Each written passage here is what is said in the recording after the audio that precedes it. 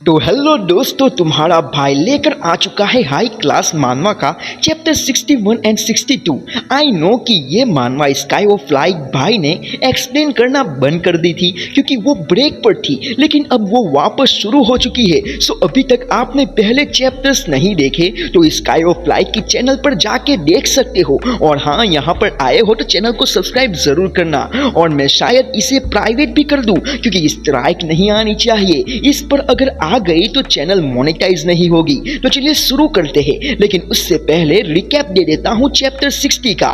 जैसे कि हमने देखा था कि वैंग दो पिल ने कैसे अपने ही बेटे यानी वैंग डैम को एक आर्टिफिशियल मॉन्स्टर बना दिया और उसे उसका गिल्ट भी था। और फिर हम वैंग डैम एंड जॉनरू टैग के युनजुन की फाइट देखते हैं, जहां युनजुन भाई काफी बढ़िया वैंग डैम को पेलता है और उसे स्विमिंग पूल में फेंक देता है। और फिर वो अपने दो चेलों को जाने को कहता है, लेकिन जब वो दोनों बाहर जाते हैं तो वो काफी ज्यादा शॉक होते हैं क्योंकि उनकी पूरी गैंग को किसी ने आकर काफी बढ़िया पेल दिया है। और वो और कोई नहीं, चियोंग हक्सा और उसके पालतू कुत्ते होते हैं। एंड सच में वो काफी मजेदार चैप्टर था। तो चलिए अब शुरू करते हैं चैप्टर 61 एंड 62।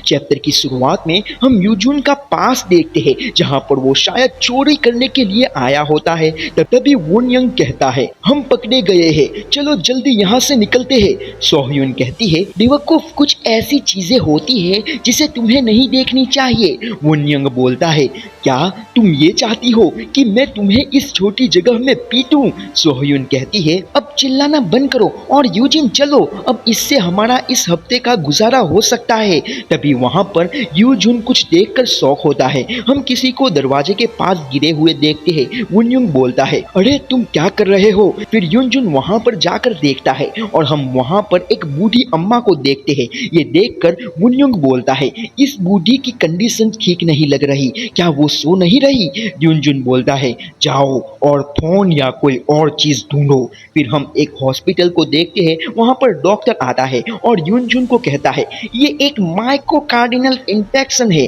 अगर तुमने और थोड़ा लेट किया होता तो सिचुएशन काफी ज्यादा सीरियस हो जाती। लेकिन और फिर वो डॉक्टर युनजुन के निशानों को देखता है और कहता है, एक्सक्यूज मी, लेकिन तुम्हारा उनके साथ क्या रिलेशन है? युनजुन कुछ बोलने जाता है, लेकिन तभी वो बूढ़ी दादी बोलती है, ये मेरा पोता है। ये सुनकर युनजुन काफी ज्यादा खुश होता है। बैकग्राउंड में युनजुन की आवाज आती है, मैंने एक बार अनाथ आश्रम में सुना था कि ऐसा नहीं है कि हमारे पास अपॉर्चुनिटी नहीं है, लेकिन बस वो अभी तक हमारे पास आई नहीं है। शायद ये बातें उस बच्चे को बेहतर महसूस कराने के लिए कही गई थी जो मैं उस वक्त था, लेकिन सच्चाई में वो मैटर नहीं करती। हम सोह्यून, वुनयोंग एंड युनजुन और उस दादी को साथ में देखते हैं एंड वो काफी ज्यादा खुश भी होते हैं। फिर हम देखते हैं कि युनजुन अच्छी तरह कामों में लग गया है और काम करते वक्त उसे सोह्यून का कॉल आता है और युनजुन बोलता है, हे सोह्यून, क्या हुआ है? सोह्यून की आवाज आती है, युजुन, कुछ सीरियस हुआ है, तुम्हारी दादी फिर सीन चेंज होता है एंड वहां पर डॉक्टर कहता है, नहीं नहीं, अब हम और लेट नहीं कर सकते, पेशेंट इस सर्जरी के लिए मना कर रहा है तो समझ लो सिचुएशन काफी ज्यादा डेंजरस हो सकती है। क्या तुम्हारे साथ कोई और अडल्ट नहीं है? युजुन बोलता है, नहीं, लेकिन आपने पहले क्या बताया था, सर्जरी के पैसे कितने हो गए? फिर हम दादी को देखते हैं जो कि कहती है, क्या तुम अपनी फैक्ट्री की जॉब छोड़ रहे हो?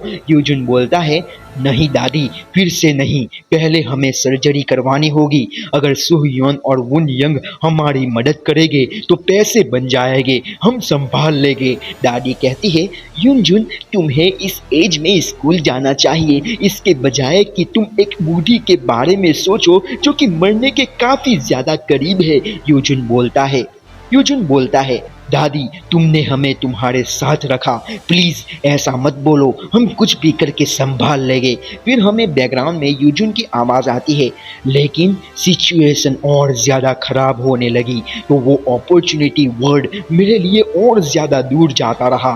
फिर हम देखते हैं कि जब युजुन उसकी दादी की शॉप बंद कर रहा होता है तब एक बंदा आता है। युजुन उसे बताता है कि शॉप अब बंद हो चुकी है, लेकिन वो बंदा युजुन का कॉलर पकड़ लेता है और बोलता है, चाहे मैं तुम्हारे फेस को कितनी भी बार देख लूं, लेकिन मुझे तुम याद ही नहीं रहते। क्या हम पहले मिले हुए हैं? उन्होंने कहा था कि तुम्हारी दादी बीमार है, राइट? यूजुन अंदर ही अंदर कहता है, मनी लैंडर्स जो टाइम टू टाइम आते रहते हैं। फिर वही बंदा बोलता है, लेकिन हम क्या ही कर सकते हैं, किराया तो अभी तक बाकी है, अब हमें क्या करना होगा? और एग्जैक्टली उस बूढ़ी का लड़का हमारे पास से बहुत सारे पैसे ले गया था, इतने सारे कि हमारे बॉस के लिए भी बहुत बड़ी अमाउंट थी, और तुम तो उसके बायोलॉजिकल पोते भी नहीं हो। यूजुन बोलता है, तो क्या हुआ? तुमने जिसको पैसे दिए हैं उसके पास लेने जाओ। अगर तुमने फिर से मेरी दादी को परेशान किया तो मैं चुप नहीं रहूंगा। और तुम्हें क्या लगता है कि तुम्हें मेरे पास से कुछ हासिल हो जाएगा?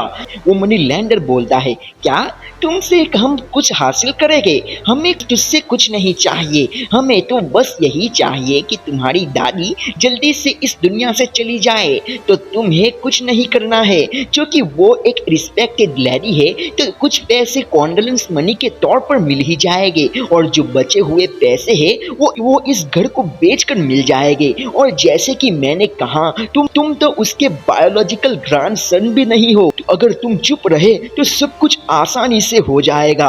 और अगर वेट करना तुम्हें अच्छा नहीं लगता तो मैं वहां पर खुद जाके उस बुढ़िया को खत्म कर दूं, जिससे तुम भी अपनी जिंदगी जी पाओगे। लेकिन तभी यूजुन उस मनी लैंडर को मस्त मुक्का मारता है और कहता है, तू कमीने आजा, अगर तूने फिर से बोला तो तेरा मुंह तोड़ दूंगा। वहां पर एक बंदा कहता है, क्या इसका बेचा ठिकाने पर नहीं है क्या? लेकिन तभी यूजुन उसे भी एक मुक्का मारता है। दूसरा बंदा चाकू निकालने जाता है, लेकिन यूजुन उसे भी एक किक मारता है। लेकिन तभी वो बंदा यूजुन के पेट में वो चाकू घुसा देता है और कहता है, मुझे लगा था कि मैं तुम्हें कुछ एडवाइस दूं, क्योंकि मैं तुम्हारी केयर करना चाहता था, लेकिन ऐसा लग रहा है कि तुम जल्दी मरना चाहते हो। एटलीस्ट तुम अपनी दादी के साथ जाओगे। बैकग्राउंड में यूजुन की आवाज आती है, ये बुलशिट है, मैंने अपने आप को एक ऐसी सिचुएशन में घसीट लिया है, मेरे पास कोई और चॉइस नहीं बची। अगर मैं यहाँ फेल हो गया तो मैं अपने आप को ही कोसूंगा कि मैंने अपॉर्चुनिटी को छोड़ दी। हम देखते हैं कि यूजुन ने वो चाकू अपने हाथों से रोक लिया है। वो बंदा सोचता है, आखिर इतनी बढ़िया स्ट्रेंथ, और फिर यूजुन उसके सर पर अपना सर मारता है, जिससे वो गिर जाता है। और फिर यूजुन वही चाकू उठाकर बंदे का मुंह पकड़ लेता है। वो बंदा बोलता है, रुक जाओ, मैं हार मानता हूँ, प्लीज रुक जाओ, तुझे अपनी दादी के बारे में सोचना चाहिए। अगर तुमने यहाँ पर कुछ भी किया तो सब कुछ खत्म हो जाएगा। मैंने कहा, प्लीज, वहाँ हार मान चुका हूँ, एक सेकंड के लिए शांत हो जाओ, उस चाकू को नीचे रख दो, तुम्हें ये नहीं करना चाहिए। लेकिन वो कमीना अपने शर्ट में से एक छोटा चाकू निकालता है और यूजुन बोलता है, तो मुझे और क्या करना चाहिए, मैं आखिर क्या करूं? और वो वैंगडो पिल, एल्वा और वैंगडम के बारे में सोचता है और चिल्ला चिल्ला कर कहता है, मुझे और क्या करना चाहिए, आखिर क्या करना चाहिए? तभी हम देखते हैं कि वो बंदे ने चाकू निकाल दिया है और दूसरे बंदे भी यूजुन पर हमला करने आते हैं और हम खून देखते हैं। और भाई वहां पर यूजुन ने उस बंदे का काम तमाम कर दिया होता है। यूजुन की आवाज आती है, मेरा पहला मर्डर, उसे मैं कोइंसिडेंस नहीं कह सकता, वो उसी चीज का रिजल्ट है जिससे मैंने फील किया हुआ है।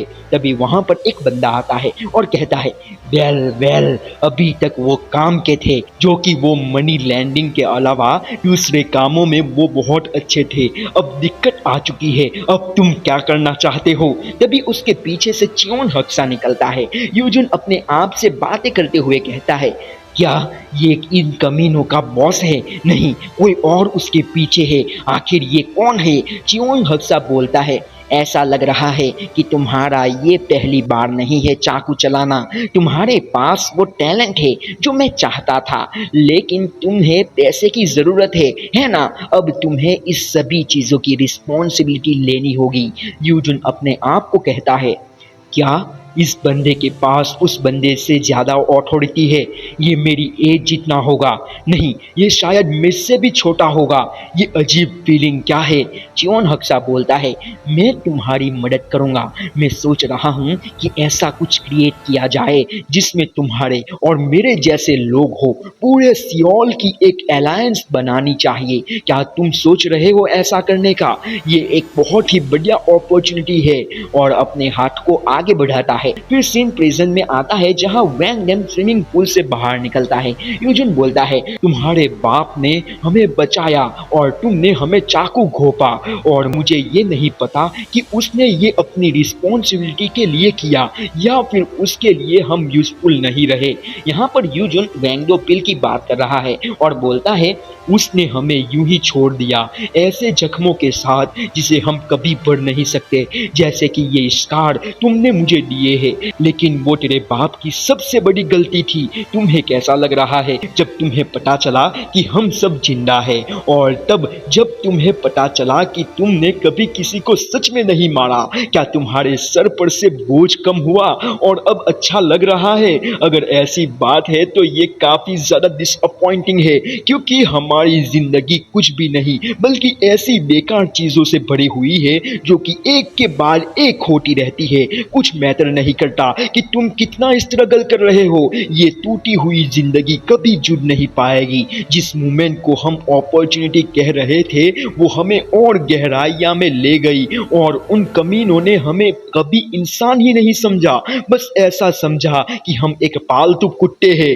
वैंग डैम बोलता है, तो इस सभी चीजों का इनसे क्या लेना देना? और फिर यूजिन अपना चाकू लेकर वैंग डैम पर अटैक करता है और वैंग डैम भी उसके अटैक को डॉज करता है, और फिर से यूजिन वैंग डैम पर अटैक करते वक्त बोलता है, इन सभी चीजों का तुमसे ही लेना देना है।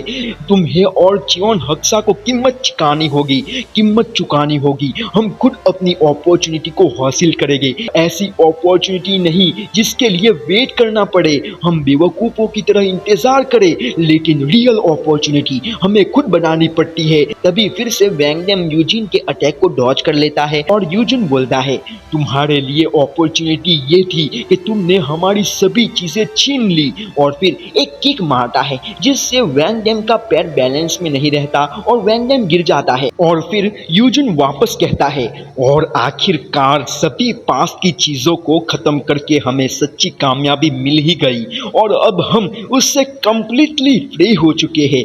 वैंग डैम बोलता है, जरा देखो इसे, ये फाइट के बीच में क्या बकवास कर रहा है। तुम्हारी बेशर्मी को साइड पर रखते हुए मैं कहूँ तो मैंने आज तक ऐसा कोई बंदा नहीं देखा जो रिवेंज और अपॉर्चुनिटी के लिए इतना पागल हो, और ये सभी चीजें इसीलिए क्योंकि तुम्हें अपने आप को पास्ट से फ्री रखना है। तुम भाग जाने को अपनी फ्रीडम समझ रहे हो। पास्ट ऐसी चीज नहीं है जिससे तुम भाग सको या फिर उसे मिटा सको।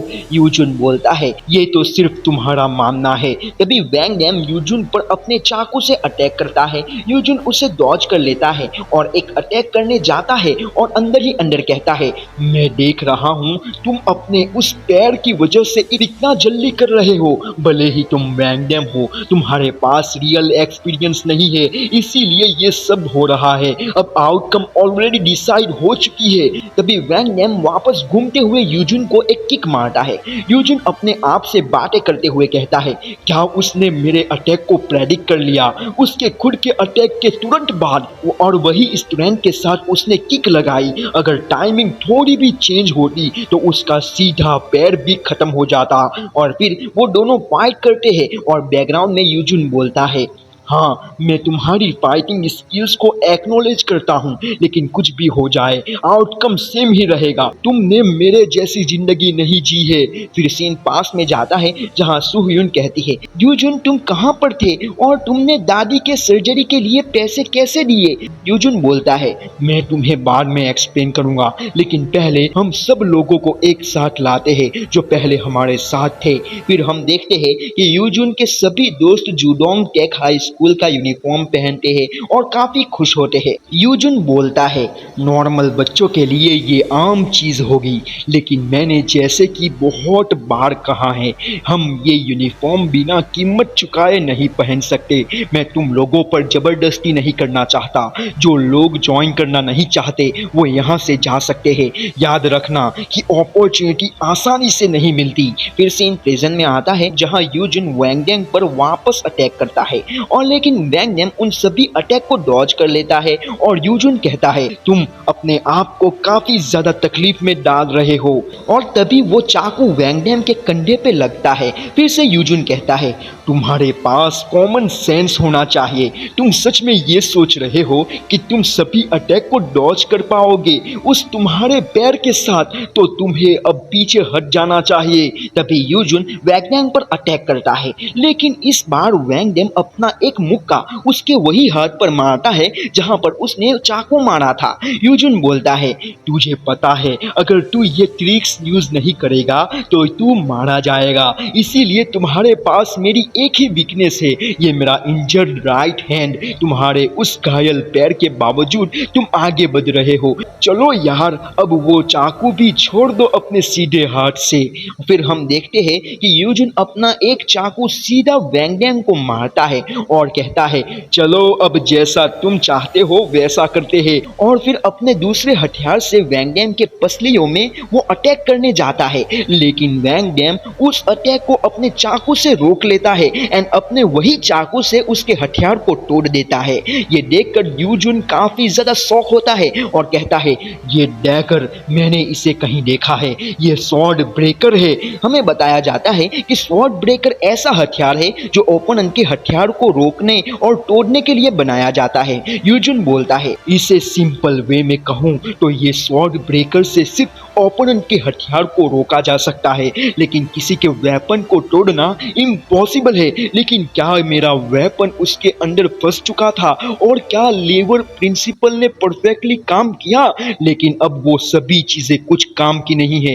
इस कमीने ने मुझे 2 बार बेवकूफ बना दिया। उसने मेरे वेपन को रोका उस हथियार से जिसे उसने अपने लेफ्ट हैंड में छुपा रखा था। उसने सभी चीजें कैलकुलेट करके रखी थी। क्यों, आखिर क्यों ये हो रहा है? इतनी बार डेथ से सरवाइव करने के बाद आखिर तुम क्यों अपने आप को मुझसे बड़ा समझते हो, मैं जिसने खून की रंगेलियों में फाइट की हुई है। फिर सीन जियोंगडो टेक हाई स्कूल के दूसरे बंदों पर जाता है जहां पर उनकी सिचुएशन ऑलरेडी टाइट हो चुकी होती है। वहां पर वोन योंग बोलता है, ओ बेवकूफ, तुम क्या कर रहे हो? जल्दी से कुछ रिएक्ट करो। और क्या तुम पहली बार खून देख रहे हो? और क्या तुमने पहली बार किसी को चाकू घोंपा है? तभी हम देखते हैं कि वोन योंग के भी हाथ कांपने लगते हैं। यूजुन की आवाज आती है, हमने अब तक सब कुछ किया अपनी फ्रीडम पाने के लिए। और जोर से चिल्लाकर वैंग डेंग का सर पकड़ लेता है और उसके मुंह पर पंचेस की बरसात कर देता है। लेकिन वैंग डेंग अपने चाकू का इस्तेमाल करके उसके बदन की धज्जियां उड़ा देता है और यूजुन इतना कुछ होने के बावजूद अपने मुक्कों से उस पर हमला जारी रखता है। यूजुन अंदर ही अंदर कहता है, अपने आप पर खून का निशान नहीं लगाना तुम्हें, और ऑफ कोर्स मैं काउंटर अटैक जरूर करूंगा। अगर तुम ऐसे अटैक करोगे तो मुझे कुछ नहीं होगा जब तक कि तुम मेरा गला नहीं उड़ा देते। चलो जल्दी, अभी रुको नहीं, जल्दी मुझे स्टेप करो। और तभी यूजुन अपना चांस देखकर वैंग डेंग के चाकू को अपने हाथों से रोकता है एंड फिर उसे एक बढ़िया पंच मारता है जिससे वैंग डेंग दूर जाके गिरता है। लेकिन फिर से वैंग डेंग खड़ा हो जाता है। यूजुन बोलता है, उसका वो पैर अब काम नहीं करने वाला और वैंग डेंग के पास अब कोई हथियार भी नहीं है और उस पैर के साथ अब वो डॉज भी नहीं कर पाएगा। तभी यूजुन सीधा उसकी तरफ भागते हुए कहता है, वैंग डेंग, मुझसे कोई शिकायत मत करना, चाहे हमारा पास कैसा भी रहा हो, और भले ही फ्रीडम के लिए तुम मेरे दर्द और विश्वास को ना समझो, ये ऑब्वियस है। आखिर में और चाकू से वैंग डेंग पर अटैक करने जाता ही है, लेकिन वैंग डेम तुरंत काउंटर अटैक उसके हाथ को ही काट डालता है।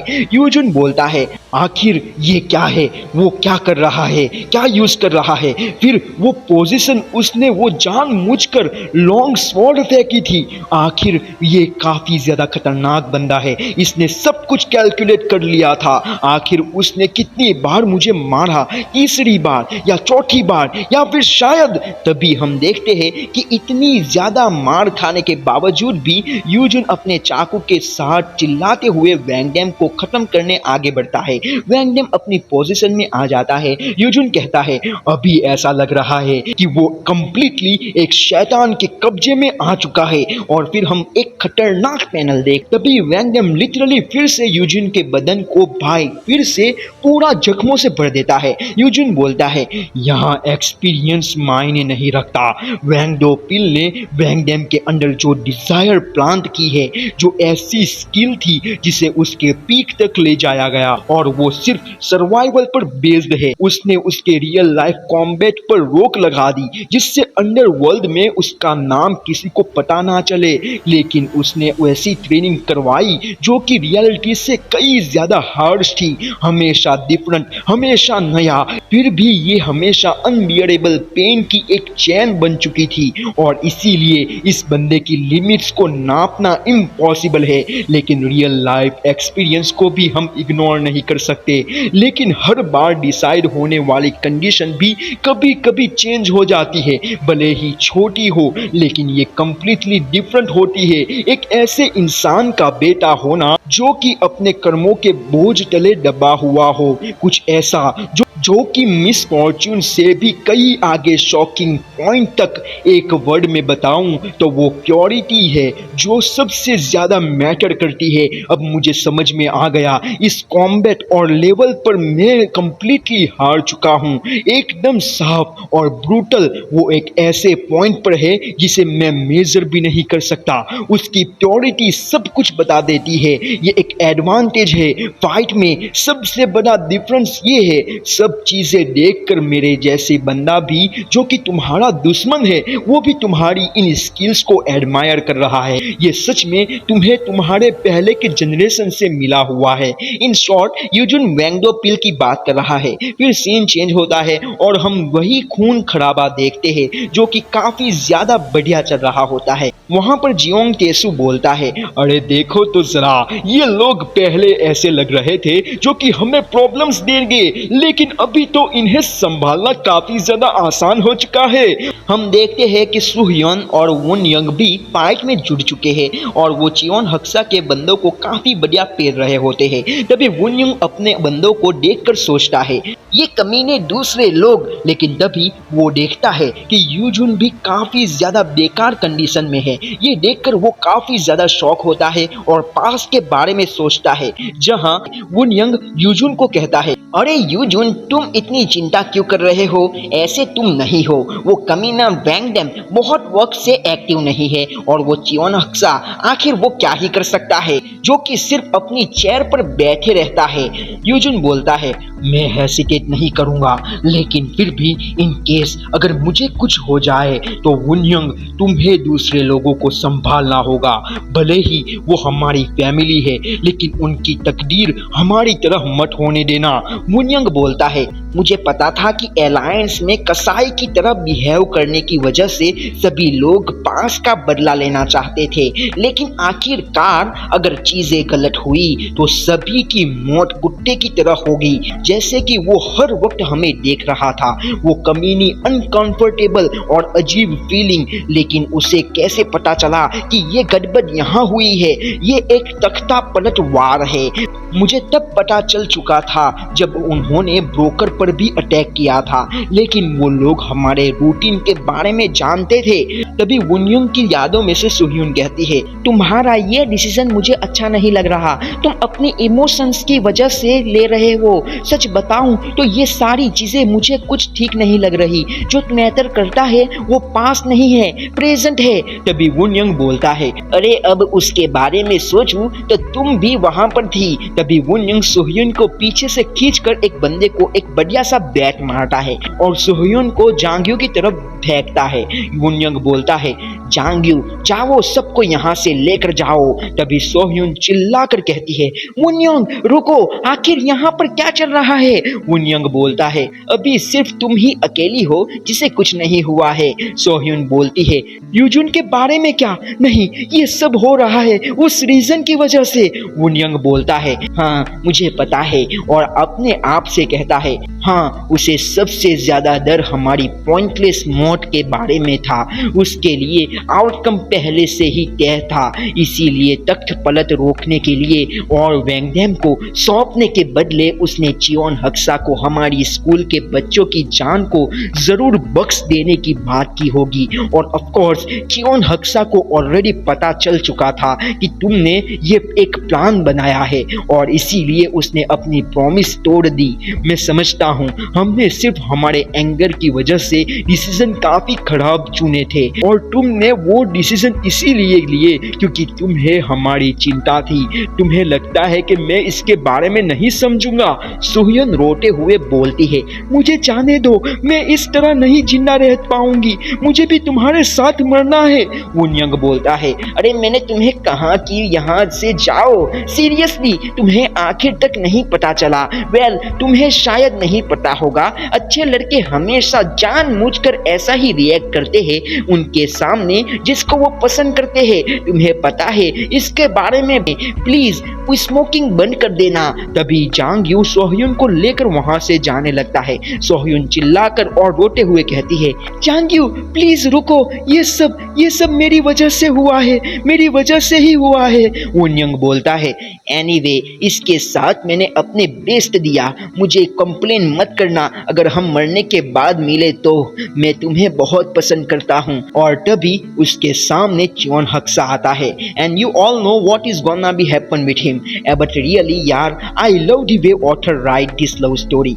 सच में क्या ही लिखा है वुनयंग और सोह्यून के बारे में। और यूजुन भी काफी बढ़िया बंदा था, बस अपने एंगर की वजह से ये सब मारे गए, और ये सब सोह्यून को भी पता था पहले से कि ये सब गलत हो रहा है, लेकिन वो लोग नहीं रुके, इसीलिए मारे गए। और इससे हमें यही पता चलता है चाहे हम कितने भी ज्यादा एंग्री क्यों ना हो, हमें एंगर में डिसीजन नहीं लेना चाहिए। मैंने भाई बहुत बार ऐसा किया है और मैं सच में काफी ज्यादा रिग्रेट भी करता हूँ, सो इसीलिए इसके बारे में ध्यान रखना। खैर फिर सीन यूजुन और वैंगडैम की तरफ आता है, जहाँ पर यूजुन हंसता है, जिसे देखकर वैंगडैम उसका कॉलर पकड़कर बोलता है, बता कैंग याना कहाँ पर है?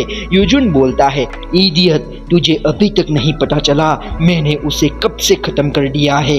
वैंगडैम बोलता है, तुम ये क्या कह रहे हो?